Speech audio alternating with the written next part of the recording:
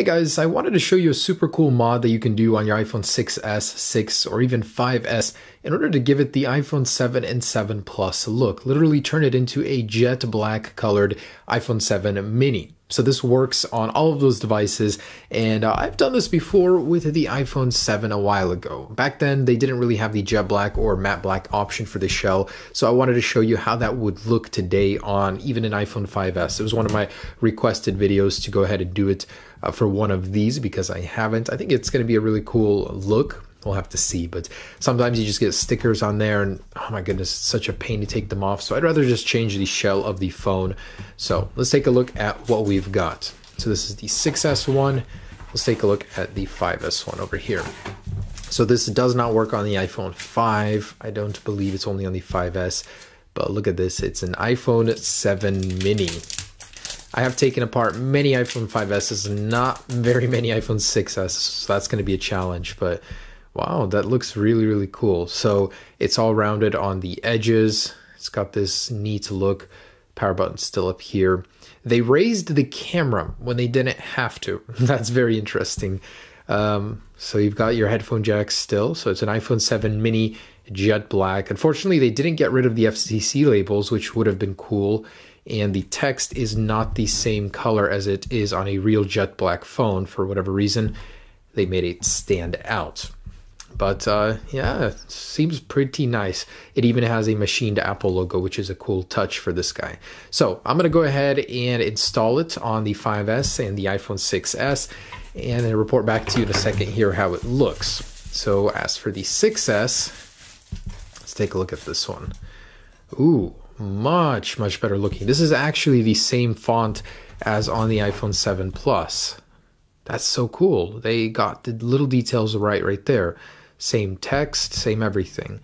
And the color actually has a very nice sheen to it. So I don't know how this is going to be scratch-wise compared to Apple's jet black, but it looks very nice, almost similar to it. Seems like pretty sturdy metal. Most people always ask me how's the durability of it, but I gotta say it feels very good, very sturdy. Doesn't feel cheap whatsoever. So yeah, let me go ahead and install this real quick.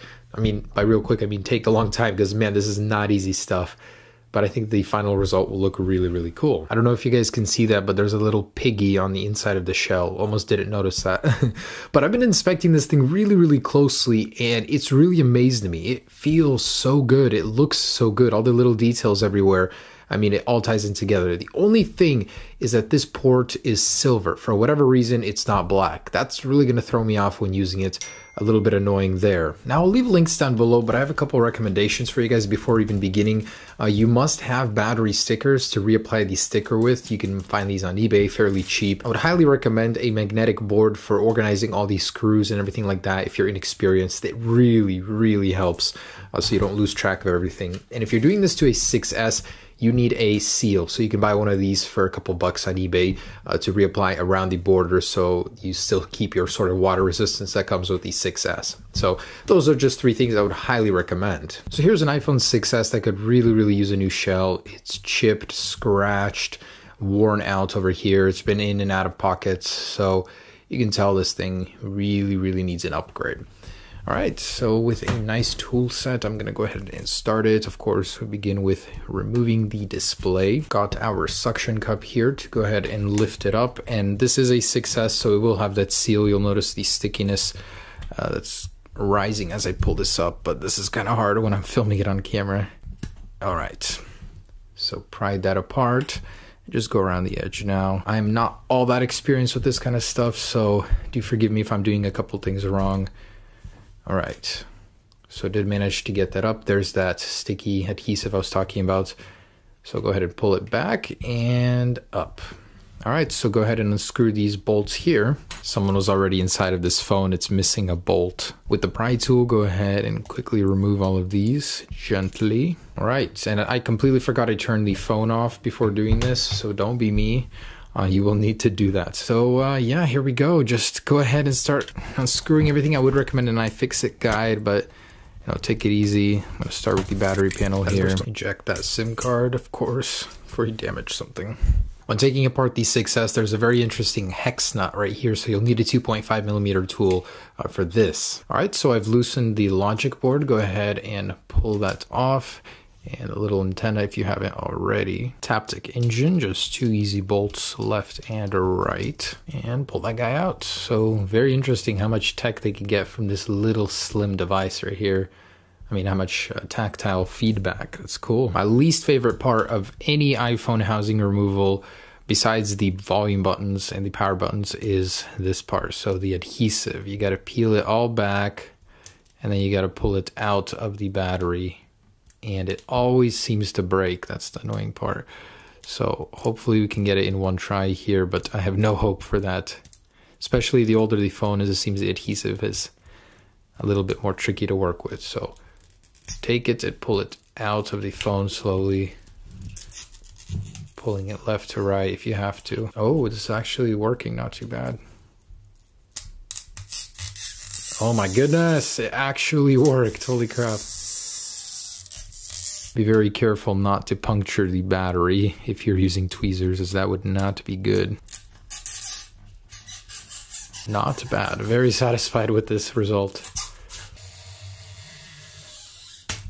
Oh, the battery pops out. All right, so the cleanest battery removal I've ever had. That's quite amazing, with some lithium showing here. All right, so I am immediately going to be reinstalling all of these components, popping them from this shell onto this one here. Here's the button part, guys. So you guys want to very, very carefully peel this cable back as you're removing it. And you see this little metal piece on the back of the button. You're going to need to transfer it to the new jet black buttons. It's not easy, but it can be done. And that's basically what the clickiness factor is. So very carefully peel this back and reinstall in the new shell. I'm talking about this little bracket right here. Just pull it up with tweezers and pull it out. And there is a little rubber seal that I already removed that you need to reinstall in the new buttons too.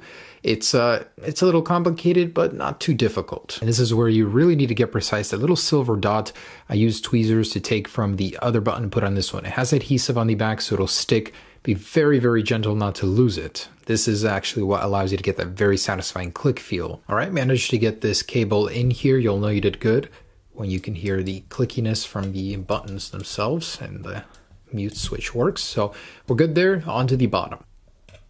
And the microphone, and there it is. So go ahead and reinstall this on the shell. And when doing this bottom portion, don't forget about the speaker grill and the microphone grill.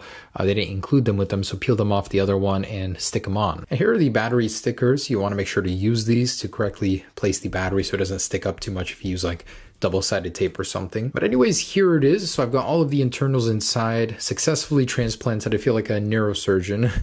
But first startup, let's check it out. Let's see if we can get some power. And boom.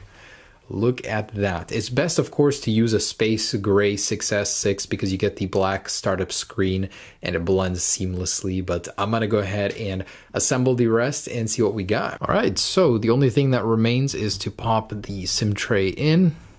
And all right, here it is. So going from space gray to jet black, I did this in a little bit over an hour and a half. And I'm gonna wipe this off so you guys can tell. It definitely copies the fingerprint magnet ability of jet black, I'll tell you that. Look at that, it looks absolutely gorgeous. I love it. All right, looks good. It looks very, very close to the real deal here. The lettering, the shimmer, the way the light bounces off of it.